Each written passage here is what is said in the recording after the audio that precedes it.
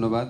আসলে গ্রামে গেলে যখন যেরকম কষ্ট লাগতো অনেকটা সেরকম কষ্টই লাগছে আজকে যখন ডকুমেন্টারিগুলো দেখছিলাম। আমাদের কাছে আপনাদের অনেক অনেক অনেক প্রত্যাশা ছিল। আমরা যে সমস্ত প্রত্যাশা মেটানোর ক্ষেত্রে তেমন বাধা পাইনি, সেগুলো কিন্তু আমরা করেছি। আমরা যেখানে ইউএন মিশন একটা স্ট্যাবলিশ করেছি, তার অন্যতম লক্ষ্যই হচ্ছে, যেটা চুক্তি হয়েছে ইউনাইটেড নেশনসের সাথে আমাদের, অন্যতম লক্ষ্য হচ্ছে যে যাতে আপনার এই ধরনের ঘটনা বাংলাদেশে না ঘটে, অন্তত সেক্ষেত্রে একটা শক্তিশালী অ্যাকাউন্টেবিলিটি মেকানিজম স্ট্যাবলিশ করা। আমরা সরকারে আসার পর খুব দ্রুত আমরা যে এনফোর্সিস অ্যাপিয়ারেন্সে কনভেনশনটা আছে সেটা স্টেট পার্টি হয়েছি। আমরা গুম বিষয়ক যে কমিশন আছে সেই কমিশনটা গঠন করেছি এবং আমি আদিল ভাইয়ের সাথে গলা মিলিয়ে বলতে চাই, আমাদের সবচেয়ে বড় স্ট্রেংথের জায়গা, গর্বের জায়গা, প্রশংসার জায়গা হচ্ছে গুম কমিশন যেভাবে কাজ করছে। আমার সাথে আপনাদের সবসময় দেখা হয় না, বলতে পারি না, আমরা মানে অভিভূত এবং নিশ্চয়ই জাতি আপনাদের প্রতি কৃতজ্ঞ থাকবে। কী পরিস্থিতিতে কাজ করছেন আমরা সেটা জানি। আর এটা হচ্ছে ল করার ক্ষেত্রে আমরা এগিয়েছি। তো কয়েকটা জিনিস খুব সিরিয়াস। একটা হচ্ছে ফলস কেস, খুবই খারাপ লাগলো শুনে। আমি আপনাদের একটু বুঝিয়ে বলি। আমরা এ পর্যন্ত প্রায় 20,000 ফলস কেস উইথড্র করেছি, মানে যেগুলি আপনার রাজনৈতিক উদ্দেশ্যে করা হয়েছিল। 20,000 প্রায়, 90,000 প্লাস এরকম। তো এখানে আমরা যখন মামলা উইথড্র করতে গেলাম তখন আমাদের কাছে বিভিন্ন স্টেক হোল্ডাররা সবসময় বলে যে সন্ত্রাসী আর জঙ্গি মামলা হরে ধরে যেন উইথড্র না করি, কারণ তাদের আশঙ্কা আছে ধরেন জঙ্গি মামলাতে যে 100 জনকে জঙ্গি হিসাবে তকমা দেওয়া হয়, তাদের আশঙ্কা হচ্ছে ওর মধ্যে অন্তত 5 থেকে 10 জন সত্যি জঙ্গি, আর 90 জন হচ্ছে আওয়ামী লীগের এই ফ্যাসিস্ট গভর্নমেন্টের মিথ্যাচারের জঙ্গি আর কি। সব সময় একজন মুক্তি পাওয়ার সাথে সাথে, মানে আমার এখানে যে কত এমবেসি আসে আপনাকে বুঝাতে পারবো না কেন উনি মুক্তি পেল। তার চেয়ে তো জঙ্গি ছিল, জঙ্গি লিস্ট, আমাদেরকে বিভিন্ন বাহিনী এজেন্সির পক্ষ থেকে লিস্ট দেওয়া হয়, জঙ্গি লিস্ট, এদেরকে ছাড়া যাবে না। সেজন্য আমরা রাজনৈতিক হয়রানিমূলক মামলাগুলো খুব দ্রুত করে যাচ্ছি, ওইটার জন্য যাতে আটকে না থাকে। আজকে নাবিলার কাছে আমি রিকোয়েস্ট করে গেলাম, নাবিলা তোমাদের কাছে যদি একদম কংক্রিট কনফিডেন্স থাকে তোমাদের যে এটা ফলস কেস, আমাদের কাছে আসলে আমরা আলাদা ভিত্তিতে, আমরা ভেবেছিলাম সন্ত্রাস বিরোধী আইন আর হত্যাকাণ্ডের যে মামলা আছে এগুলো আমরা পরে ধরবো। আমরা ইনশাল্লাহ যত দ্রুত সম্ভব, নাবিলা আমার সাথে যেদিন দেখা করবে সেই দিন কাজ শুরু হবে, আমি আলাদা লোক দিয়ে দিব সেই মামলাগুলো উইথড্র করার ব্যাপারে। বাট নাবিলা তোমাদেরকে খুব কনফিডেন্টলি কাজটা করতে হবে।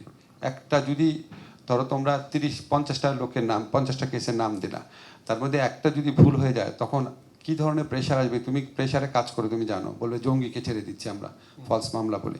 সো প্রচণ্ড স্ক্রুটিনি করে তোমরা 100% দায়িত্ব নিয়ে আসো, অবশ্যই আমরা করব। আর ইনহেরিটেন্সের ব্যাপারে আমি এত বেশি সিরিয়াস যে তোমরা যে আইনটা করে দিয়েছিলা যে স্যারের নেতৃত্বে, আদিল ভাই আমাকে সাথে সাথে ইয়ে করেছে, ওখানে কিন্তু ছিল 5 বছর পরে দাবি করা যাবে, আমরা বলেছি সাথে সাথেই দাবি করা যাবে, যেদিন গুম হিসাবে মামলা হবে কমিশনে হোক সাথে সাথে দাবি করা যাবে বলেছি। কিন্তু এটা তো ড্রাফট ল, ভেরি ইম্পর্টেন্ট ল। এবং আমাদের হুমা আছেন, হুমারা আমাদেরকে অনেকগুলা কমেন্ট পাঠিয়েছেন।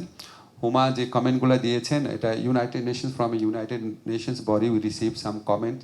সাম of the comments actually we can't do justice to those recommendations. For example, they have spoken against trial in absentia.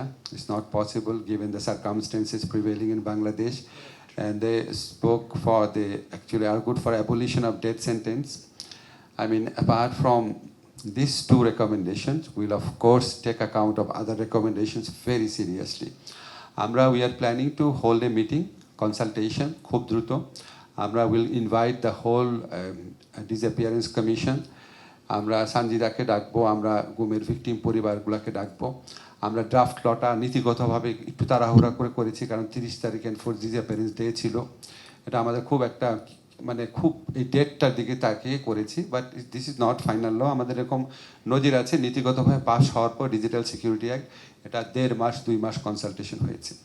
আমি শুধু একটু বলে রাখি আপনাদের, আমরা কিন্তু 2টা কনসালটেশন করছি, সানজিরা আপনিও ছিলেন কনসালটেশনে, আমরা 2টা কনসালটেশন করেছি, মিনিস্ট্রির মধ্যে আরও একটা কনসালটেশন করেছি, আমরা গুম কমিশনকে পাঠিয়েছি, আমরা হুমার কাছে পাঠিয়েছি, আমরা প্রয়োজন হলে আরেকটা কনসালটেশন করব। কনসালটেশন এই সাংবাদিকদিকে করাচ্ছি না, ওটা আপনার ওটা হয় না, আমরা মিনিস্ট্রির মধ্যে বিভিন্ন গ্রুপের সাথে কন্টিনিউয়াসলি বসা শুরু করব। আমরা 2টা অমূল্য ফিডব্যাক পেয়েছি, একটা হচ্ছে গুম কমিশনের, আমরা কিন্তু গুম কমিশনের ম্যাক্সিমাম 90% রেকমেন্ডেশন রেখেছি। আমরা যখন পাশাপাশি বসবো আমরা বুঝতে পারবো।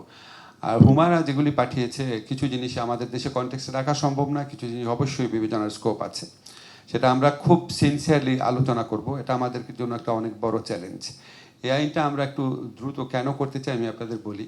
এই আইনে তো আমরা এই গুমের ব্যাপারে দায়িত্ব, ইনভেস্টিগেশন ক্ষমতা হিউম্যান রাইটস কমিশনকে দিব।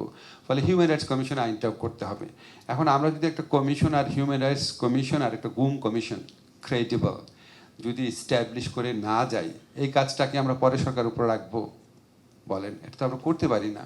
সেই জন্য একটু তারা অবশ্যই আছে যে অপারেশন শুরু করুক। এই যে নাবিলা বললো যে কয়েকটা যখন গুড এক্সাম্পল সেট হয়ে যায়, যেমন হিউম্যান রাইটস কমিশনার যখন হবে, তারা যদি স্টেট আমাদের বিরুদ্ধেই ব্যবস্থা নেয়, আমাদের বিরুদ্ধে কথা বলা শুরু করে, ভেরি মাচ মানে it will be very good beginning. Human rights প্রতিষ্ঠান, গুম কমিশন প্রতিষ্ঠানের কাজই তো হবে সরকারের বিরুদ্ধে বলা। তো সরকারের বিরুদ্ধে বলা, সরকারের অ্যাকাউন্টেবিলিটি এনশিওর করার মতো লোককে যদি আমরা অ্যাপয়েন্ট না করি, পলিটিক্যাল গভর্নমেন্টের পক্ষে এটা সম্ভব না। সেই জন্য একটু তাড়াহুড়া করতে চাচ্ছি। আর নাবিলা আমাকে একটু বলো তো যে ইনহেরিটেন্সটা ওই লটা হওয়ার আগেই কি করার স্কোপ আছে স্পেসিফিক্যালি। তুমি একদিন আসো, জাস্ট এই সপ্তাহে আসো, স্পেসিফিক্যালি যদি শুধু আলাদাভাবে এটা করার থাকে সাথে সাথে আমরা করে দেবো, যদি আমাদের ল মিনিস্ট্রি কিছু করার থাকে।